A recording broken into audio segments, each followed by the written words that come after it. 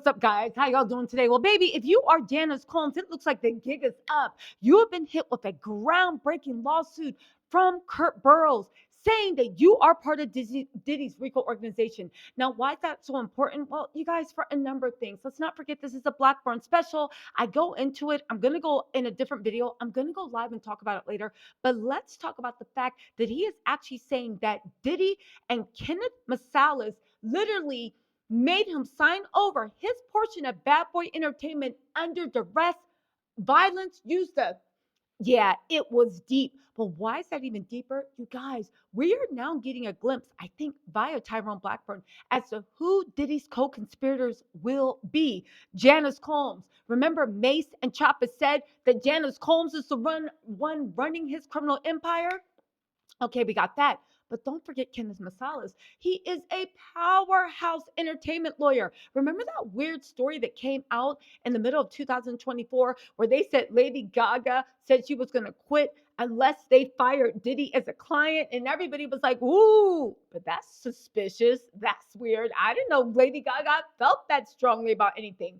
Then Lady Gaga came out and said, first of all, what you're not going to do is play with my name. I never said that. I don't support Diddy, but I never said that. So whatever you do, don't use me as excuse on why you are dropping your client. Now, back then I did say, yo, Kenneth Meiselas is trying to avoid RICO charges because until you completely disassociate, as long as the crime is being committed, maybe money laundering, maybe doing racketeering, criminal stuff, you will be held accountable. Why is that important? Because now in a Court Burrows lawsuit, another Blackburn special, they are outlining how Kenneth Meiselas played a role, according to these court documents, in Diddy's criminal organization. And this might be why Kenneth Meiselas moved himself away from Diddy, denounced Diddy, tried to say it was because of Lady Gaga, then had to come out and they made a public statement saying, us dropping Diddy had nothing to do with Lady Gaga. You know, we just felt like it was time to separate ways, even though they've been friends and business partners. And when I say friends, not Jay-Z Diddy friends, but real friends and and business partners for the past 20 years. And if you've been Diddy's friends for the past 20 years, it makes you wonder. Um, it makes you wonder, have you been at any of those freak offs in any of those 20 plus years? Yo, let's get into the explosive allegations. And I can't believe an officer of a court would engage in this type of underhanded criminal behavior. Y'all, let's go. Keep in mind that at that time, Janice Combs was called Janice Smalls. Oddly enough, Biggie's last name was Biggie Smalls, right? Oh, wait. Do you think Biggie Smalls called himself Biggie Smalls because he was saying he was Janice Combs' second son? It don't matter. Let's get into this mess because, baby, I can't believe an officer of the court would do this. Let me just pull up the whole thing. I am going to go into detail in the live, but for right now, let's talk about it. Kenneth Meiselas and Sean Combs engaged in criminal activity. I love it the way they say, Kenneth Meiselas and Diddy go to the store. Sounds like a storybook, but it is a nightmare. They said in May 1996, Diddy and Kenneth Meiselas Esquire entered Kurt Burrows' office.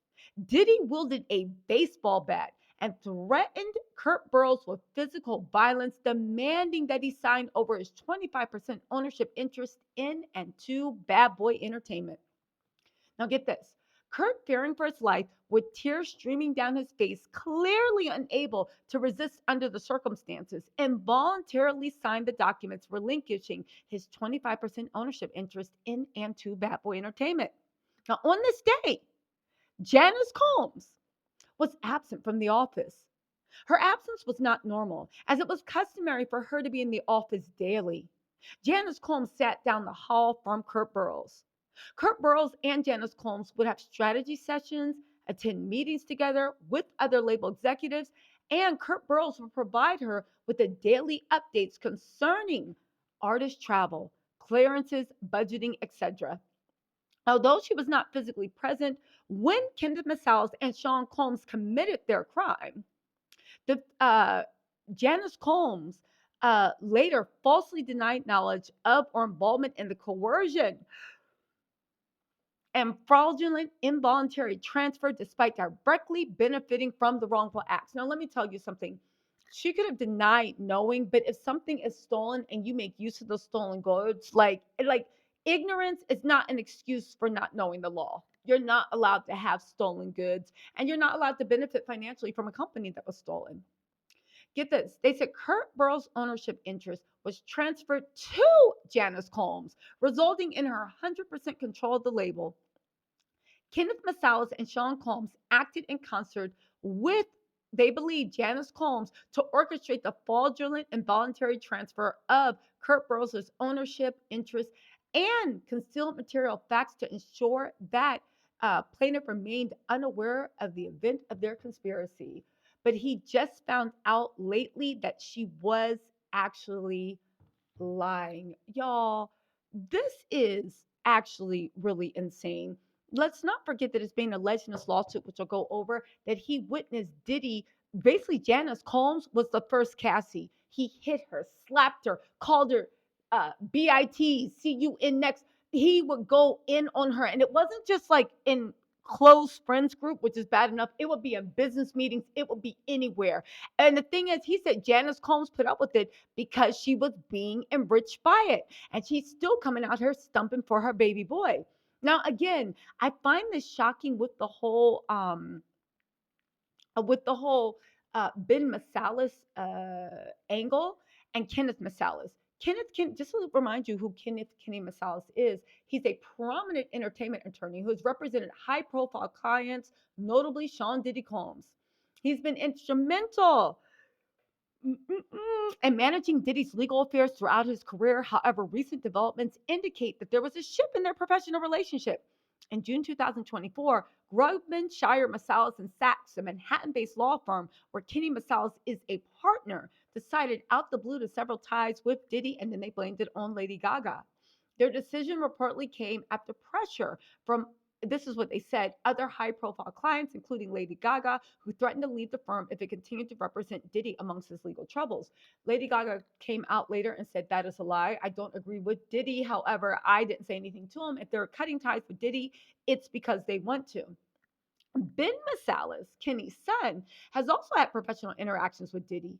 Early in his career, Ben entered at Bad Boy Entertainment, serving as an assistant to Diddy.